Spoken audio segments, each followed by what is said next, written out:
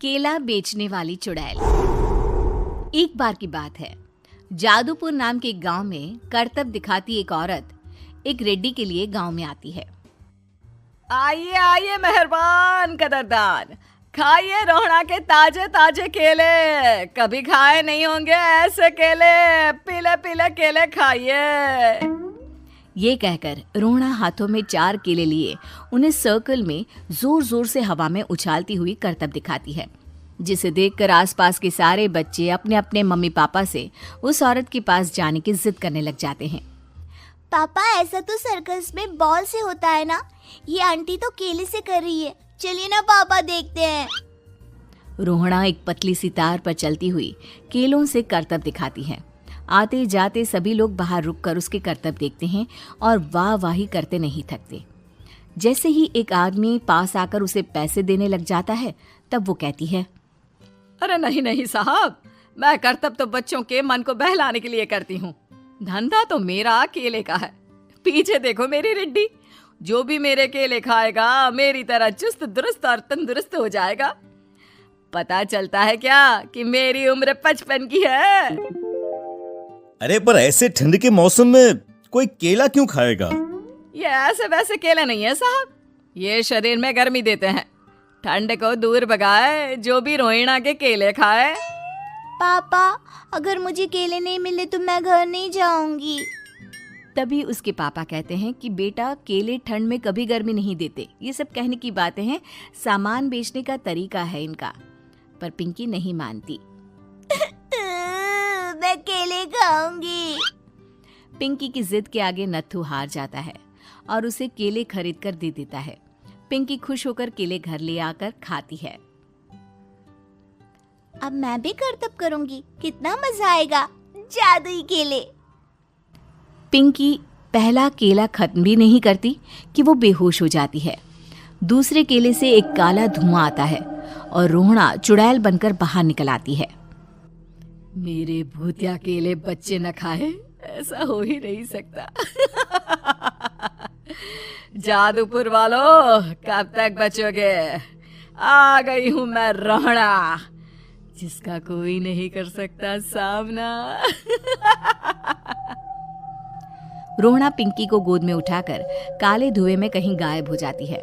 शाम के वक्त नत्थू घर लौटता है और पिंकी को घर में ना पाकर उसकी माँ से कहता है, माँ पिंकी कहाँ है? अरे बेटा, उसे तो तू सुबह करतब दिखाने ले गया था ना, फिर कहाँ वापस आए तुम दोनों? मुझे लगा तू उसे अपने साथ मंडी ले गया होगा। हे भगवान, मेरी बच्ची कहाँ गई? मैं उसे घर ही तो छोड़कर गया था माँ। नत्थू गांव के घर कोने में अपनी बेटी को ढूंढता है, पर उसे वो कहीं नहीं मिलती। परेशान होकर आखिर रो रो कर नत्थू हिम्मत हार कर घर लौट आता है।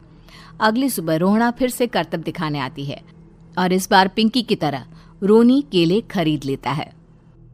50 रुपए दिए थे पापा ने, सारे पैसों की मैंने केले खरीद लिए हैं। अब मैं भी आंटी की तरह ही करतबबाज बन जाऊंगा। यही सोचते हुए रोनी केले खाता है और पहला अकेला केला आधा खत्म भी नहीं करता कि चुड़ैल उसके सामने आ जाती है। मेरे साथ चलने का समय आ गया है रोनी। ये तो बस शुरुआत है। अब इस गांव के सारे बच्चे धीरे धीरे मेरे कब्जे में होंगे, एक बच्चा भी नहीं बचेगा।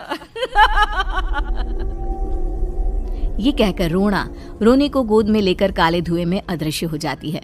इसके बाद हर रोज गांव में से कोई ना कोई बच्चा गायब होता, पर ऐसा क्यों हो रहा है किसी को भी समझ में नहीं आ पा रहा था।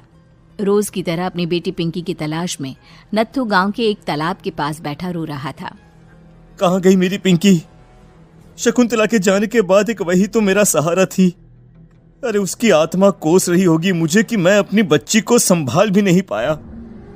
नत्थू ये कहता हुआ रो ही रहा था कि तभी तालाब में से उसे शकुंतला की आवाज सुनाई देती है। कहाँ थी तुम शकुंतला? हमारी बच्ची और सारे गायब हुए बच्चे रोहड़ा के कब्जे में हैं। वो बच्चों को जो केले देती है उससे बच्चे बेहोश हो जाते हैं और उसके कब्जे में आ जाते हैं और वो उन्हें ले जाकर काली दुनिया में ले जाती है। पर वो ऐसा क्यों कर रही है? ये मैं नहीं जानती, पर उस दुनिया का रास्ता मैं आपको बता सकती हूँ। जहां ये नदी खत्म होती है वहां एक केले का पेड़ है, उसके नीचे एक दरवाजा है, वहीं से रास्ता जाता है उस दुनिया का। ये कहकर शकुंतला की आत्मा गायब हो जाती है। गांव के सभी लोग झुंड बनाकर उसी रास्ते से काली दुनिया में चले जाते हैं और वहां देखते हैं कि सारे बच्चे वहां काम कर रहे थे। पापा मुझे ले चलो यहाँ से। पापा पापा। सभी बच्चे अपने मम्मी पापा से लिपट जाते हैं। तो तुम लोग यहाँ तक आ गए? क्यों हमारे बच्चों को पकड़ लिया तूने? तुझे शिकार ही बनाना है तो ले, हम सब आ गए हैं, हमें खा ले। नहीं, मुझे बच्चे चाहिए। मेरे बच्चे के बदले तुम लोगों के बच्चे। क्या मतलब? मैं इसी गांव में रहने वाली एक औरत थी। केले की चोरी के इल्जाम में मेरे बेटे को गांव वालों ने इतना मारा कि वो मर गया। उसी दिन मैंने ठान लिया कि गांव वालों का भी वही हाल करूंगी। कुछ दिन बाद बेटे के चले जाने के दुख में मैं भी मर गई और मेरी भटकती आत्मा एक चुड़ैल बन गई। और फिर मैंने बदला लिया तुम सबके बच्चे छीनकर। बर्दाश्त नहीं कर पाए ना? सोचो मुझ पर क्या बीती होगी। हमें माफ कर दो रोना। पता नहीं ये किसकी गलती थी, पर हम सभी माफी मांगते हैं। हमारी खुशियां लौटा दो, तुम भी तो एक माँ हो।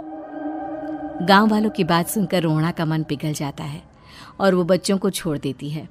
उसके बाद काली दुनिया बच्चों के लिए जादुई दुनिया बन जाती है। अब कोई भी कभी भी वहां आ जा सकता था।